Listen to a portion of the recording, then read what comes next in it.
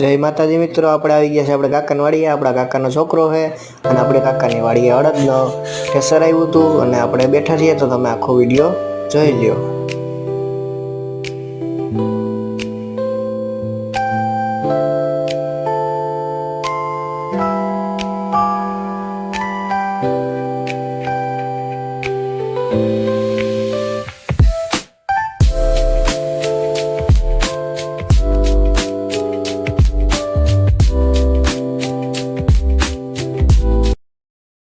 અમારા આંટી છે એને જોઈને મને ગીત યાદ આવી ગયું।